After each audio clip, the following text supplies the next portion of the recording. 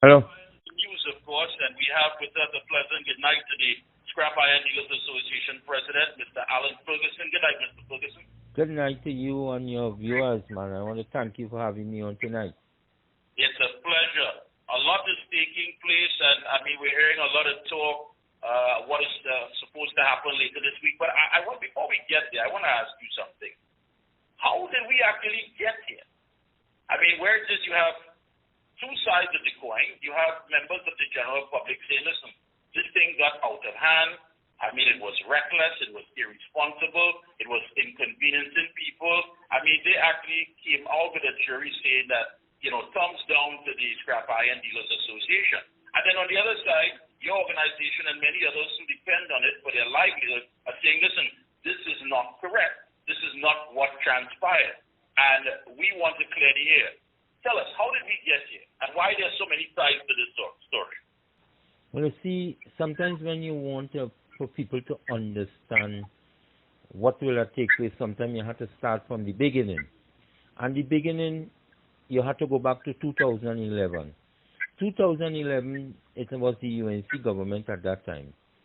They would have shut down the industry because they had tests going on at bridge and all kind of things.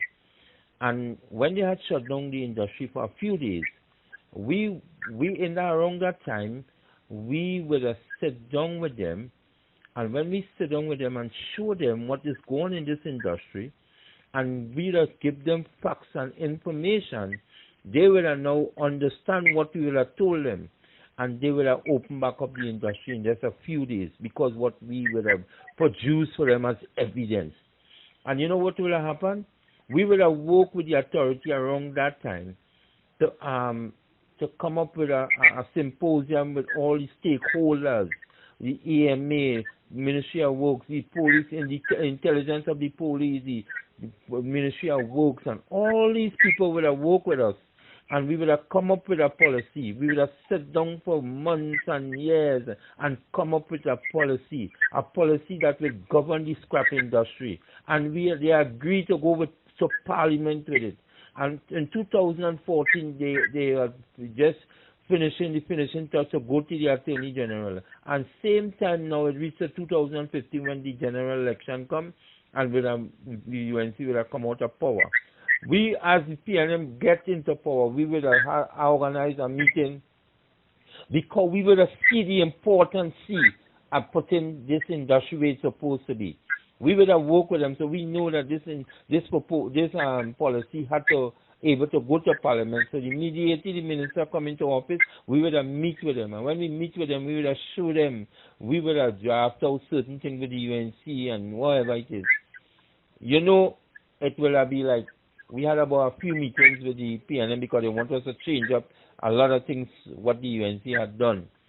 Well, we had no problem with that. But the whole situation is we will have worked with two governments to able to come up with this policy. And Trinidad and Tobago, because you all don't understand and you all want to blame, all you wanted was to blame us because you all don't know, we will have worked tirelessly with the PNM government also. And a month or a month and a half or 2 months, for the most, I would have called the Minister of Trade and I would have asked her, what about the policy? They would have said it went to the Attorney General. Now, when they said it went to the Attorney General, I would have humbled myself because I wait so much time already, so I have no problem with so much time. When I called back about a month after, they tell me the Attorney General sent it back to the Minister of Trade for she to fix some things. All on a sudden, when the Prime Minister made this statement about they will look to what they're able to ban the industry, I was shocked because I knew I was working with the ministries and all the stakeholders for a policy for this industry. So I was shocked. And when they talk about they want to shut it down now, I was like, hey, I need a meeting because they need to understand the policy done already. So when they say 6 months, I was totally mad because I know they just tell me that the policy went to the Attorney General, went back to the Ministry of Trade. So these things Trinidad need to understand. We will have work, and not there, let me go again. When I start to see people start to steal TSTT wire, before it gets as how worse it does it get, I would have write TSTT and asked them for a meeting with the executive, the people in charge. They would have given us this meeting. I would have told them, as the president of the association, I have the knowledge and the experience in this industry, and I told them, if we don't do nothing about this, if we don't do nothing about it, it will get worse, because Trinidad like to follow what takes place outside of Trinidad majority of the time. So I would have tell them that, and I go on so far that I would have put a proposal to PSTT and tell them, let's partner with us. Because let me explain to you, Trinidad and Tobago, before in 2013, we would have partnered with TSTT to get rid of the stealing from what they were doing. People used to pass and see TSTT and do interfere with it. Because you know what we would do? We would have sat down with the police and put plans and deal with it, how to deal with it. And around this time when the problem was taking place, the police, they want to listen. Because I don't know, some people have different methods of operating and doing things, and we fail in this time to make sure that people did not do what they do. So we make all the effort. Hold on, Mr. President, let me ask you. So basically, you were more than open, you were more than accessible, and you welcome any sort of government intervention into getting things the way that, you know, both sides would have been happy. So did this come as a thief in the night to hear about this 6-month ban? Is that what you're saying? Yes, and then listen to this of all. The Prime Minister put on a subcommittee of the Minister of National Security, the Attorney General, the Minister of Energy, the Minister of Trade. We will just sit down with them and put a proposal together, letting them know that we have the items, and we'd have put something in place, which we analyze and we show them documents that this is where we're going to start to do, because you all know we have to go back to the Prime Minister, go to the Cabinet, and why is we rolling out our plans? Why is we rolling out our plans to try to curb this theft from taking place? We heard that they're coming out with this ban. So there was just this meeting was just I don't know how to call it. But what I'm trying to tell you, we did our part. So we were shocked that you will shut down an industry like this when you know this industry meeting the unprivileged, the people that right down to the sticks. These are the people that this industry meeting, and to shut down an industry to fix it, it ain't making no sense. It ain't making no sense. People can't understand.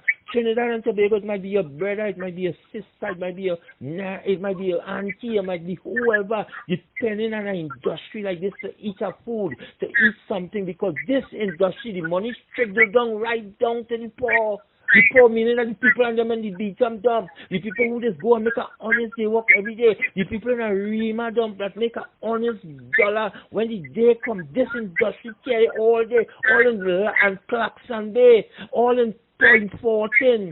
These in this industry meet people all day.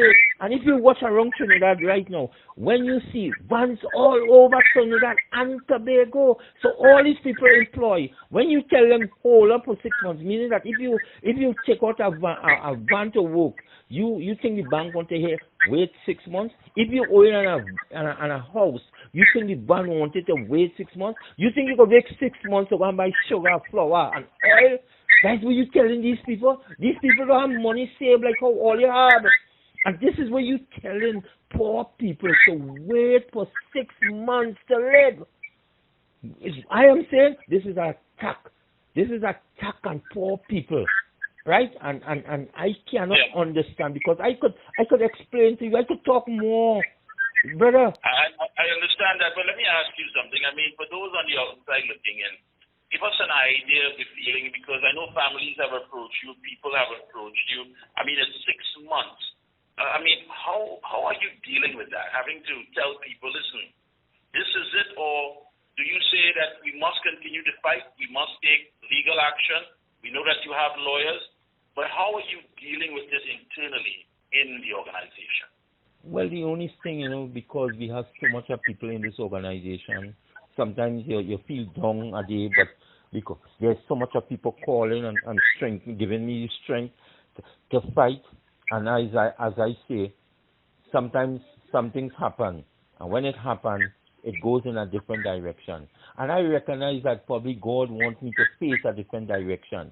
And I switch it, and I will say, no, I saying that far too long the poor people in this country had to pay all the consequences for the ones that want to get more rich. And I am saying enough is enough today. I am saying is that I as a praying person and a person who believes in God, I believe my action and other people's action, because I can't go and tell a person, hey, always stop protesting. When I went and tell them stop protesting, you know what they tell me? Hey, you're gonna pay my rent, you're gonna buy the pampers for my children, you're gonna pay my installments. Well, I can't answer that. I couldn't tell them nothing because I cannot do it. I don't have the resources like these people who have all this money. They could do what they want. I am saying that we reach a situation in this country that I am saying everybody need to come out, and people need to come out. You know why people need to come out? Enough is enough. I think this break the camel back. This break the camel back, and they will shock. They will surprise. This will be a surprise to them that they interfere with a jepness, that the jep biting you all in your eye now. You know why the jep will bite you all in your eye? The worst people could do, and history show, when you see poor people stand up for the right thing, it's not about we standing up for the wrong, you know. We're not about politics and all this sort of thing, you know. We are about going and stand up for the right thing, and we will join with everybody who wants to support the right thing. This is about going in a rally and doing the correct thing, and I am saying is that this country must see a change. These people working for us. These are our employees. We're not working for them. It's them working for me. When time comes, we just go and put them in. They're getting paid because we paying taxes. And we want to launch a nuclear weapon and poor people. And you know what we must do? We must want to fight them with ice cream, popcorn, and a little small stone. I am saying is that this war that we're fighting, we will come out strong. We will encourage all organizations to join with us for this fight. And let me tell you something. This is not about PNM, UNC thing. You know, this is about every single person. The PNM, the government, has made an attack on poor people. And I am saying that God don't like ugliness. God don't like stupidness. And you see this move? This is the move that breaks the camel back. And I must say that I've listened to many of the chambers, the heads of the different business chambers, and they agree. They say, listen, we hope that this thing can be resolved. We hope that this thing is addressed and these workers can get back to work. When you say stand up, you're talking about the motorcade that is scheduled for this Wednesday to start at 9 a.m. from the Brian Lara Stadium in Marabella. It will need to be heading north on the Solomon Woodfoy Highway. Then it is planned to proceed to the Eastern Main Road, into Port of Spain, along Ryson Road, into Colville Street, and to the Queen's Park, Savannah. Tell us quickly what's the update on that. Is that still carded to take place? So far that I understand, I didn't see nobody giving us no negative. And I saying is that something like this, people can buy food for the children. I don't see what will stop it. Why it will have a reason for stopping an event like this? Why they will want to stop an event like this when poor people need all hands on deck? It's like